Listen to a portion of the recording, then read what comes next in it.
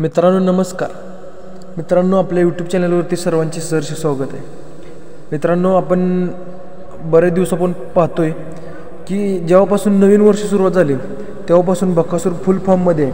आणि मित्रांनो फुल फॉर्ममध्ये असलाच पाहिजे, कारण बकासूरचे चाहत्यांना कधी बकासूर नाराज करत नाही, कंटिन्यू गुलाल घेत आहे आणि आत्तापर्यंत 2 मैदानामध्ये तर 1 नंबरसुद्धा केलेला आहे.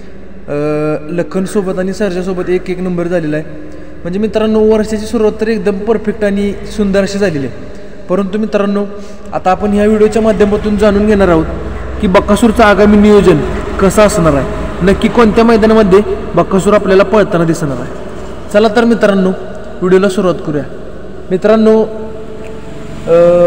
ज्या मैदानामध्ये बकासूर पळणार आहे ते मैदान म्हणजे शिवप्रेमी प्रतिष्ठान शिंदेवाडी मुळशी आयोजित भव्यदिव्य बैलगाडा शर्यत पुणे जिल्हा केसरी 2025 पर्व दुसरे असे या मैदानाला संबोधित जाणार आहे. हे मैदान ज्या ठिकाणी संपन्न होणार आहे ते ठिकाण म्हणजे आंगरेवाडी बुक्कुम तालुका मुळशी जिल्हा पुणे.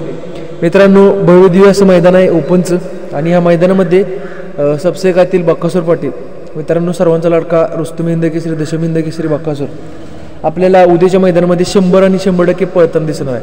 मित्रांनो आपण चालू सीझनला पाहतच आहोत की संपूर्ण टॉपच्या पायऱ्यामध्ये आपला बकासूर पळत आहे. आणि मित्रांनो उद्या देखील असाच एक टॉपचा पायरा आपल्याला दिसून येणार आहे आणि टॉपच्या पायऱ्यामध्ये बकासूर पळणार आहे. मित्रांनो सांगायचं एवढंच आहे की उद्या 100% गुलाल होणारच आहे. आणि मित्रांनो उद्या देखील 1 नंबर बकासूरचा 100% फिक्स आहे.